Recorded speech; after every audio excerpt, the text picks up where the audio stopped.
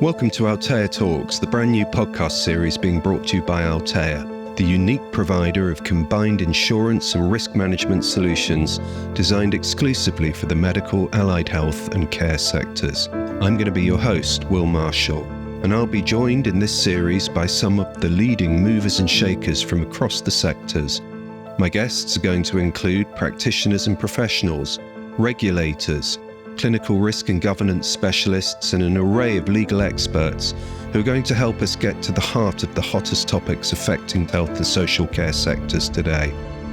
So, if you're looking for frontline knowledge and expertise, if you want valued insights into these most dynamic, challenging and rewarding of sectors, then look no further because you're in the right place. Welcome again to Altea Talks.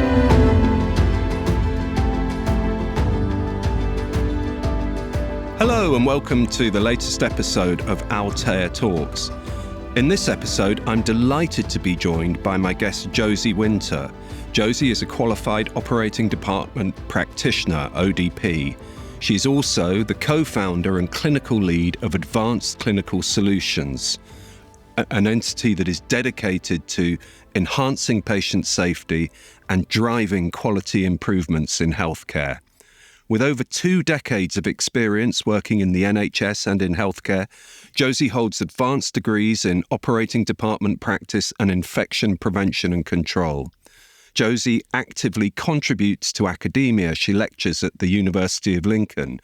She specialises in guiding clients through regulatory, governance and safety complexities, including, importantly, working with the CQC. Josie holds advanced qualifications in clinical audit and governance, patient safety, and healthcare quality. More recently, I'm delighted to say that Altea has joined forces in a partnership with Advanced Clinical Solutions, and ACS will be working with us to help us deliver our Altea Plus risk management program to our customers. So it's with that in mind that I'm delighted to welcome Josie onto today's episode. Josie, a very warm welcome to Altea Talks. What an introduction. Thank you, Will. Well, it's a pleasure. Josie, you've spent a large part of your career at the very forefront of helping health and care enhancing patient safety and quality improvements. Can you share some of the most significant changes that you've seen in the development of clinical governance and patient safety protocols over that period? Yeah, absolutely. So as you kindly pointed out, I'm coming up to my 25th year working in healthcare. And as you can imagine, over that time, I've seen some pretty dramatic shifts in clinical governance and patient safety. I would say at the very beginning of my career, back in the day, we would probably be very reactive to incidents and patient safety. And gradually over the years, we've seen a shift to becoming more proactive and trying to identify incidents before they happen. One of the other things that we've seen a huge development in over my 25-year career is the regulatory piece. So regulations from the Care Quality Commission, for example, they've really helped us and given us a common ground to be working from. And then the other part to this is also technology. When I first started my career, I had a Nokia phone. I now have the latest iPhone. And we see the same with patient safety, technology, software. There's a huge advancement in that. Yeah, and that must make an enormous difference to the way that these various initiatives and policies and processes can be delivered. As a specialist helping your clients, you've already mentioned it, but they need to meet a wide range of regulatory, governance and CQC compliance challenges.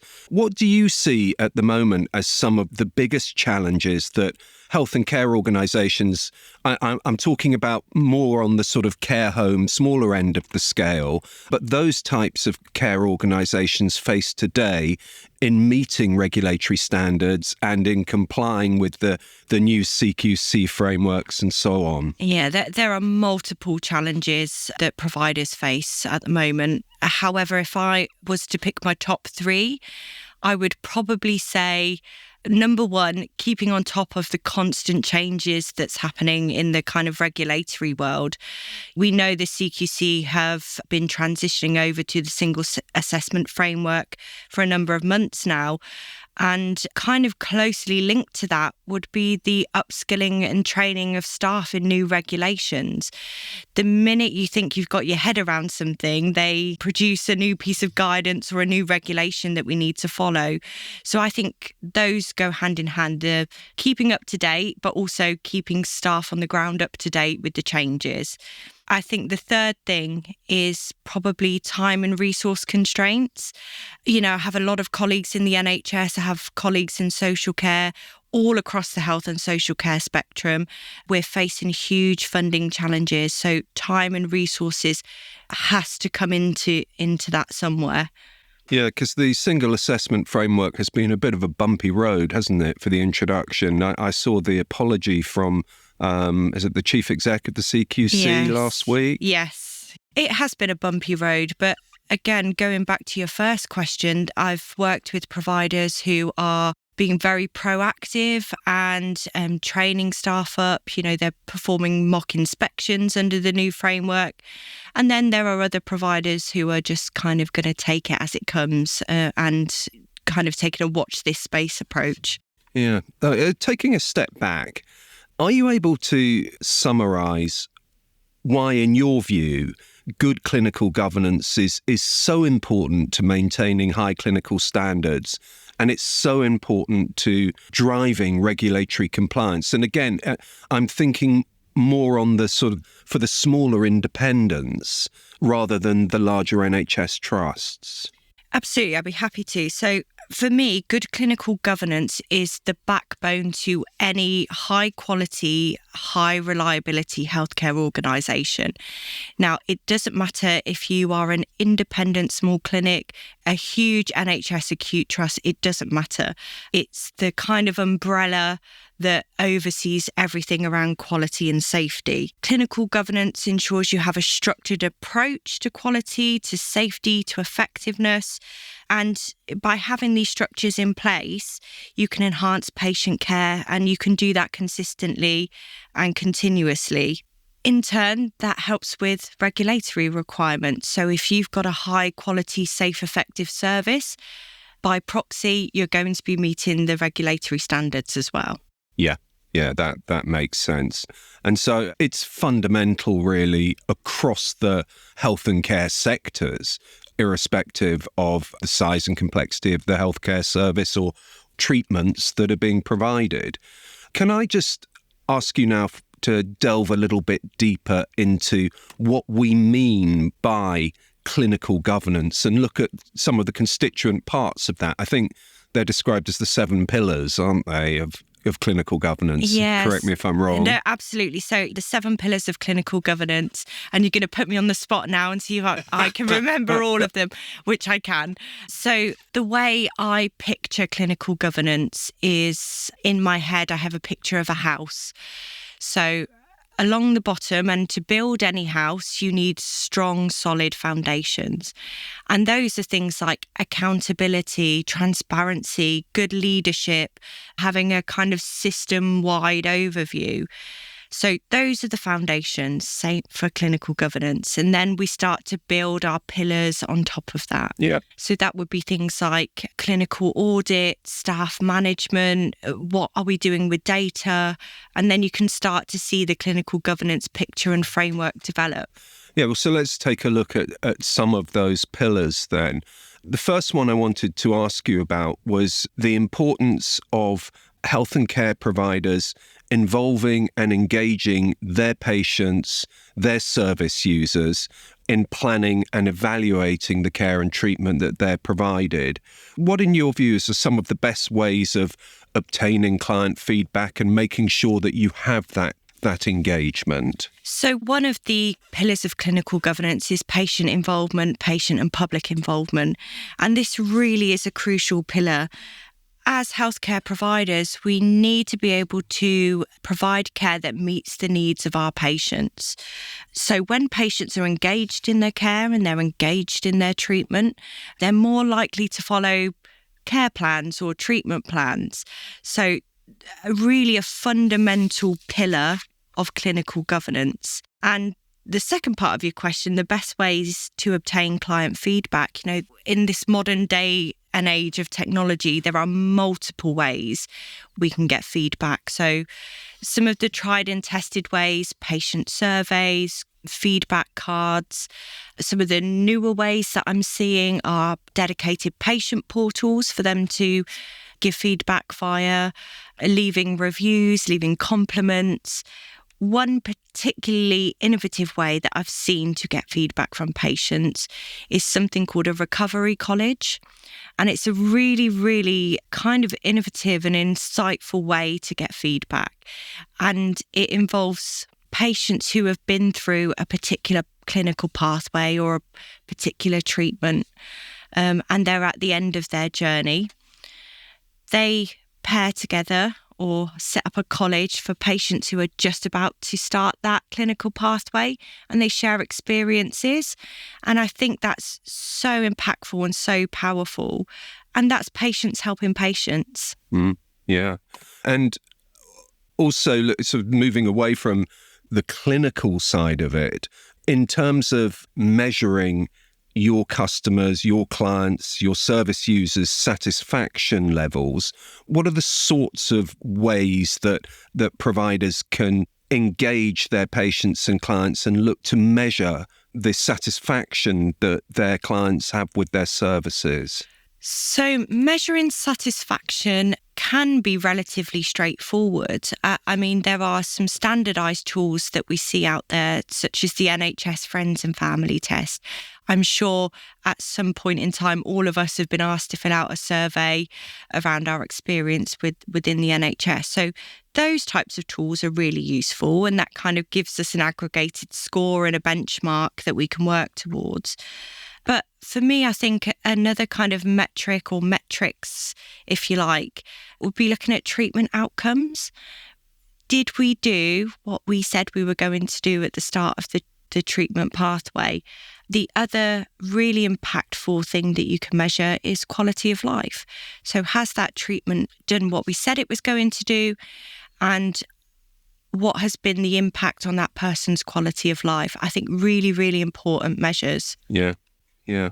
Moving on from the engagement and involvement of patients and to look at another of the pillars, can you explain what we mean by evidence-based care and why that is so important in making care clinically effective? So again, evidence-based care is another really fundamental pillar to clinical governance. And the way most clinicians look at evidence-based care is triad model. So there's kind of three elements to it. One of them is the clinical expertise of the clinicians themselves, their knowledge, their experience, their skills. The second part of this is using the best available research that we have. And, I probably read somewhere between 20 and 30 clinical papers a week. Some of them are absolutely rubbish, but, every now and then you find something that's really, really good and you go, yeah, I could see that working. And then the third part of it has to be the patient. What's their preference? What's their needs? What's their hope for improvement in their quality of life? So when we put all three of those things together, that's evidence-based practice. And are there any particular strategies or processes that you would recommend to smaller clinics that are looking to become more clinically effective? Again, over the years, we've used multiple different approaches to kind of enhancing evidence-based care. For the smaller clinics or even independent practitioners, your network is going to be really important. Peer-to-peer reviews, meeting up and networking with like-minded or similar professionals. And don't forget, we do have much larger institutions that we can lean on for further support and advice. So I think those things are really important. So I used to run a clinical team, and something we used to do once a month, and it was time blocked out of the diary just for an hour or two once a month. We would have golden hour. So Golden Hour was an opportunity for every member of staff to bring something new to the table, whether it was a paper they read, an article, a new medical device they'd seen. Everybody would bring something and contribute it. And that really helped to kind of keep us abreast of what was going on, but in a bit more informal way. And it was led by the clinical team. Yeah, thank you. Moving on, why are regular clinical audits so important, in your opinion, for maintaining high standards of care and treatment? Another really fundamental pillar of clinical governance is clinical audit. Now, I know we don't have long for this podcast, but I could talk about clinical audit all day long. It's one of my favourite topics. So there's often a lot of confusion about what clinical audit is. And I do see a lot of providers, whether they're big or small, they make the mistake of thinking that a clinical audit is a checklist just to be ticked off, maybe once a month, once a quarter. I really don't think we utilise clinical audits as well as we can. So clinical audit essentially is all about looking at all the evidence-based practice, all the research papers and the guidance that we have, and benchmarking where we are compared to those standards that have already been published. So I think for an audit programme to be really effective, we need to move away from it being a tick box exercise. It has to become a core component of quality and quality improvement. So the way I tend to do things is we do an audit, which is benchmarked against national standards or international standards. We see where the gaps are or where we're not quite up to standard. And then where we are non-compliant or we're not meeting standard, we put a quality improvement project in place. So, for example, a project that will probably cover all facets of health and social care is hand hygiene. Many times I've seen hand hygiene audits be returned and they are 100% all the time. And that is an instant red flag to me. I'm like, really, surely can you be 100% compliant with hand hygiene all the time? It's really difficult with audit, particularly if you're in a smaller clinic, because you are essentially marking your own homework. So again, this is where I think having good networks helps, peer-to-peer reviews. Why don't you swap with other clinics? Why don't you go and audit each other? Just have that really critical friend to support you. And of course, that's what we do on a day-to-day basis. Yeah, I was going to say, this is really sort of core to the sorts of things that ACS are doing for these clients. Absolutely. Audit is a big part of what we do. So all types of quality assurance, audit is just a kind of small part of that. Yeah, thank you. And then building on from there, can we look at risk management and why risk management or effective risk management is so critical for minimising the likelihood of adverse events? And I'd like to ask what, in your experience, an effective risk management culture, we hear a lot about culture in this context, but what an effective risk management culture looks like, and what are some of your top tips to providers who are looking to develop this or improve it? Yeah, certainly. So again, I think this links back to your very first question around how has governance and safety changed. I think for me, effective risk management is now being more about being proactive rather than reactive. And as I said earlier, we've got lots of tools and data and software that can help us do that, which we haven't had previously. So if we're being proactive, we can prevent problems before they become major issues for an organisation. So it's all about that proactiveness piece. In turn, that makes patients feel safer and it makes staff feel safer. So for me, effective risk management is really about being proactive. And the follow-up to that, what does a good risk management culture look like? And top tips, I'm by no means any risk management expert, but, I've walked the walk, and a few things in my experience that have worked. Training, really important. And not just, clicking through e-learning in 10 minutes, really good, effective training where the information has gone in and it's been understood. The second part of that is learning into practice. So yes, we've been on a course, but what does that mean for us day to day? How are we going to put that into our everyday practice?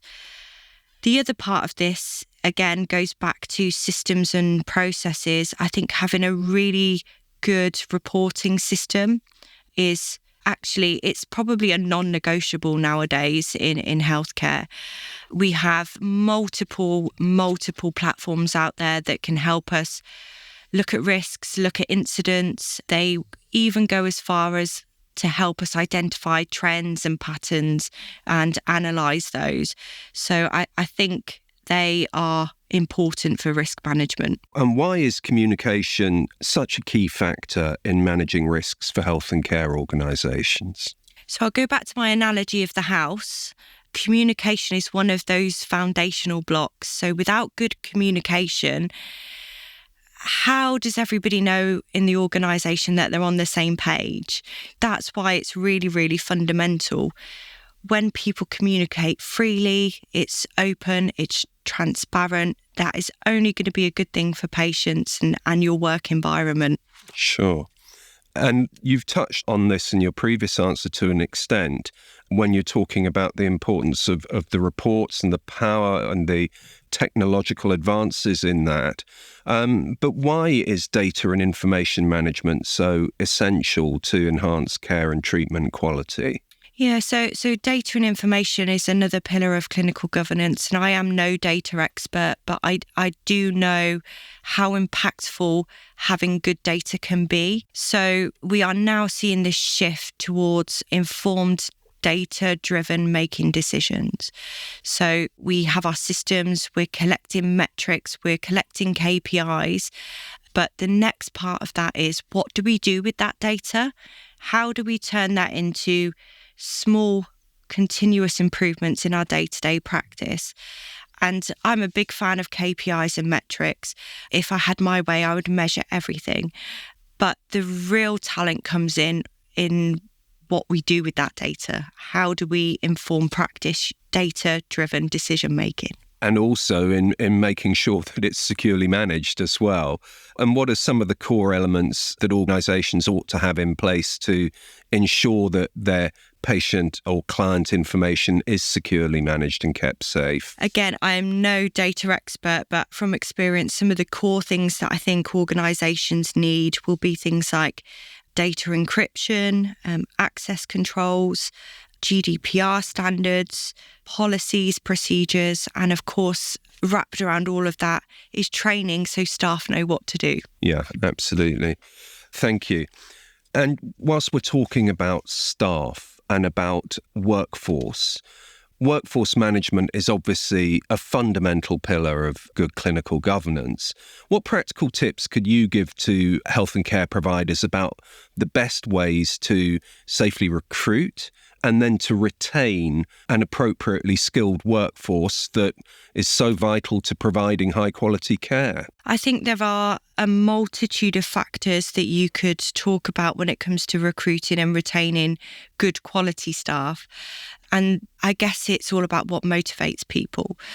Obviously, competitive salary is one. The second would be learning and development opportunities. You know, I work with some organisations that give every staff member a learning fund every year. And that's really well received because they can spend it on any professional development that they like.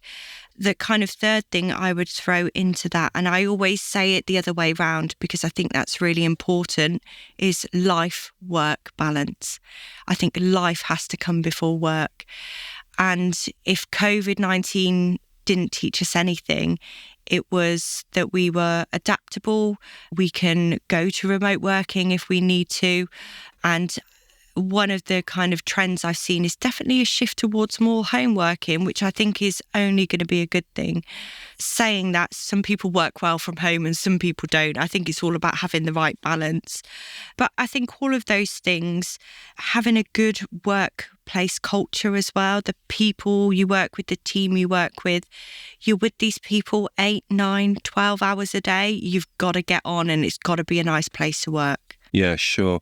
And can I just ask, with particular reference to the residential care sector, we've heard an awful lot about the issues with morale and with a shortage of staff working within that sector.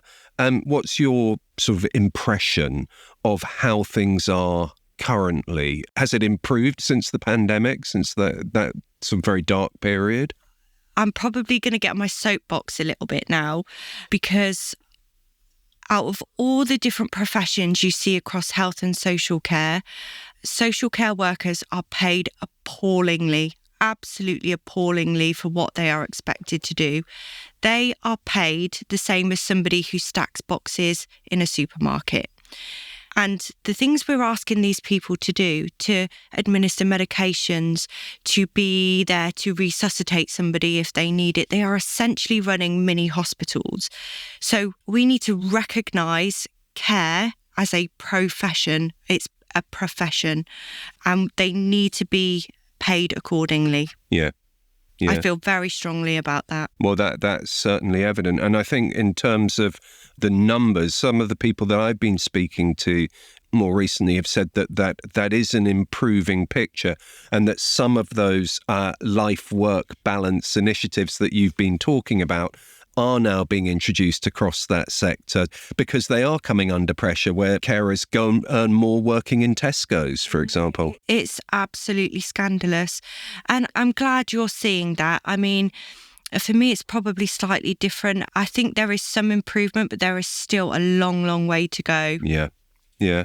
And that sort of brings us on to the final pillar, if you like, which is the fundamental importance of an effective continuous training program. Can you give me your views about some of the core elements that would involve for clinics in particular, so that they can ensure that staff are kept updated with current developments and learn and apply the new skills that they will need? Yeah, I think for this, there are various different elements to kind of education and training in healthcare. One which we all know that we have to do once a year, and we click through our e-learning and make sure we're up to date with our mandatory training. I think e-learning has its place, but I think there needs to be a bit more of a blended approach, so blended learning. So yes, we do our e-learning, but we've got to have opportunity to develop skills and be observed and supervised in practice as well. So online learning platforms have their places. And, there are learning opportunities everywhere. We could have an incident. We could have an off-the-cuff event that happens. And, that's all learning as well. Other places we can learn, conferences, workshops, we can learn from our peers. So, there's always learning opportunities, I think. Every day is a school day, so to speak. And then I think finally, the kind of wrap around to that is around mentorship and supervision. So yes, we can go on courses. Yes, we can kind of do peer-to-peer support, but that has to be wrapped around good mentorship, good leadership, and good supervised practice as well. It all goes hand in hand. Thank you. That's been a really fascinating discussion at a high level, obviously, about clinical governance.